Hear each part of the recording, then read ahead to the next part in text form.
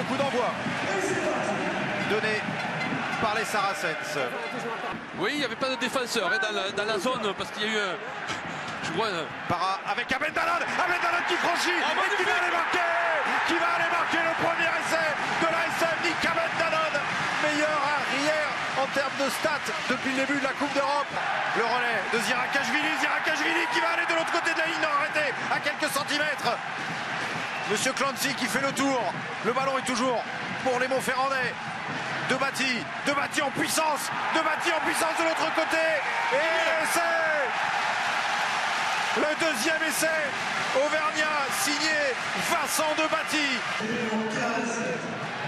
Et ça y est, parce qu'on a dépassé les 80 minutes, le coup de pied de Rock James et Monsieur Clancy qui siffle la fin du match sur cette victoire de l'ASM face aux Saris. Victoire 18-6, l'ASM est en quart de finale. Mieux que ça, l'ASM est en quart de finale à la maison. Ce sont les joueurs du CO qui vont donner le coup d'envoi avec Rémi Thalès. C'est parti. Les joueurs des Harlequins qui vont récupérer le ballon.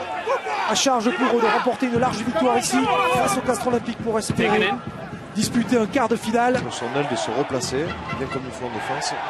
Mathias Roland, vous l'avez vu, faisait la grimace. Bonne prise de balle. Ça, c'est efficace, la prise de balle de George Robson. Deuxième liste des Queens. Et là, ça va aller au bout. Voilà. C'était cousu de fil blanc. C'était ligne de but. Introduction pour Dupont. Radio Catalonais. Allez, bon. Allez. Oui, mais attention. Hop, on s'est relevé. Côté castré, on avait bien avancé. La mêlée tourne. C'est bon pour Dupont. Dupont qui a fait la passe. Qui va garder la main. Qui va aller marquer. Ah, super. Bien joué, petit. Yes. Bravo. Magnifique. Il faut vite les faire tomber. Et puis monter surtout. Aïe, sur les extérieurs. Pour le cadrage des bords. Ce cadrage débordement de Charlie Walker sur son vis-à-vis. Beaucoup pour valeur qu'on voit beaucoup aujourd'hui. Face à Lélé qui est passé en accélère, qui a rebondi sur le défenseur face à Lélé qui va donner à Romain Cabal qui va aller marquer. Cabal à 5 mètres de la ligne qui est pris mais qui marque. Romain Cabal qui marque pour le Castres Olympique. Bravo dans cette fin de première période. Kerr. Ils sont à la faute, les Castres sont trop disciplinés. Kerr qui va tout seul et qui va aller marquer. Kerr qui va aller marquer tout seul cet essai. Et sous les sifflets du stade Pierre-Antoine et sous cette averse de neige. De Forestier, il vient de sortir, remplacé par Fanounou. Et le numéro 18 aussi, Lazare fait son entrée. On a sorti Herrera et Forestier. Oh, attention, ce coup de pied à suivre. Là, il s'est couché sur la balle, que c'est bien joué. Pour laisser marquer, c'est magnifique. Superbe. Essai de Clifford, superbe. Avec Kerr pour Easter. Oh, ballon donné juste à hauteur pour le pilier. Lambert qui marque. Oh, que c'est bien joué.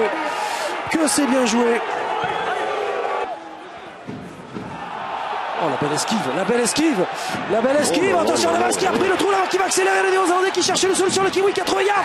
Oh, Yard qui va accélérer. Les 10, les 5. Et c'est de Marlon Yard. Ouais, là c'est énorme. Hein. Evans qui vient de faire sur cette relance. Et le ballon toujours dans les mains des Queens. Décidément. Ils ont eu le contrôle du ballon. Attention, Motika qui est parti, qui va y aller tout seul, qui va donner, oui, il va donner ce ballon, c'est bien pour les Queens, c'est important cet essai. Il n'est pas anecdotique, en tout cas pas pour les Queens, car au moment des comptes, eh bien celui-ci peut compter justement. Et là, paf, ça y est, on tape en touche, c'est fini, c'est terminé. Victoire des Harlequins de Londres sur le score de 47-19 face à l'équipe du Castres Olympique. C'est fini pour les Castrés dans cette édition 2015 de la Coupe d'Europe. C'est terminé. Ils sont tombés aujourd'hui face à une très bonne équipe des Harlequins. Vous connaissez les enjeux. Le vainqueur sera le premier de sa poule et aura de bonnes chances de recevoir son quart de finale à domicile. Coup d'envoi donné pour les Racingmen avec Benjamin Dambiel et un premier ballon récupéré par Northampton. Dambiel, la fin de passe intérieure cette fois-ci avec Loret pour Zarzeski qui peut transmettre à Teddy Thomas pour la paire. Alors est-ce qu'il a récupéré au niveau de l'épaule? En tout cas oui, il se faufile, il va se faire arracher le ballon, non il passe par le sol et le Racing est rentré dans les 22 avec un surnom à jouer, peut-être l'accélération. L'essai magnifique du Racing, marqué par Juanimov à la 41e minute. Et ils sont à nouveau dans leur 22, les Racingmen. Attention, la paire a failli se mettre à la faute. Le surnombre avec Georges Pizzi, le frère, qui croise pour personne. Ballon récupéré derrière, poussé du pied. Et à la course, Rouanimov qui sera peut-être devant Myler. S'il le pousse, allez, s'il le récupère derrière. L'essai en contre assassin pour Northampton. Que va marquer Rouanimov? Le doublé. Oh, c'est terrible. C'est terrible pour Northampton. Et on voit ce ballon qui revient. On parle du vent et on a vu que. Et ballon arraché par la paire. Et l'accélération de la paire qui va aller vers le troisième essai du Racing avec un magnifique plongeon. À la Chris Ashton. Le plongeon à la Chris Ashton. Annoncé, Monsieur Owens. Et sa barre sur le côté fermé. La passe pour l'essai de North. L'essai de George North qui permet à Northampton de revenir. Ils ont tenu tout à l'heure, les Anglais, dans cette même configuration. Est-ce qu'ils vont tenir une deuxième fois avec Robert tout seul en puissance, tant qu'il ne peut pas aplatir? Il a aplati. Et c'est validé. C'est et c'est validé. Et c'est validé par Monsieur Owens, le quatrième, celui du bonus offensif pour le Racing, alors qu'il partait comme une balle. Et le coup de pied en touche à la 80e minute de Jamie Robert, non, de Mike Phillips, et fin du match, sifflé par Monsieur Owens sur cette victoire des hommes de Laurent Travers et de Laurent Labitte. Victoire 32-8 face à Northampton. Bonus offensif, s'il vous plaît. Et quart de finale à la maison pour le Racing Métro. Toulon doit absolument s'imposer en terre galloise pour assurer un quart de finale à domicile. Au match aller, les Toulonnais étaient venus à bout d'une vaillante équipe des Scarlets. Ils vont tenter de rééditer cette performance ici dans ce parc Scarlets à Claneclue.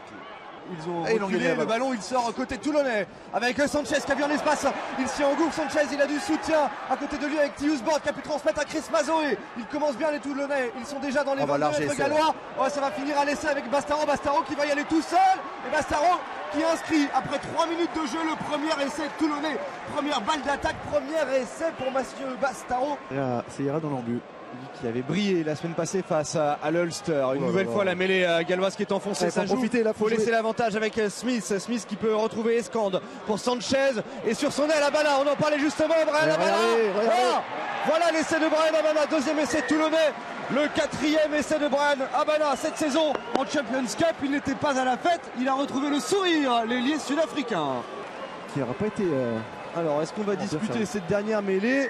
Non, on en restera là, pas de dernière mêlée. Victoire toulonnaise en terre galloise. Toulon qui n'aura pas eu à forcer son talent. Ils étaient nettement au-dessus, les doubles champions d'Europe qui s'imposent 26-3 à la faveur de 2 essais inscrits.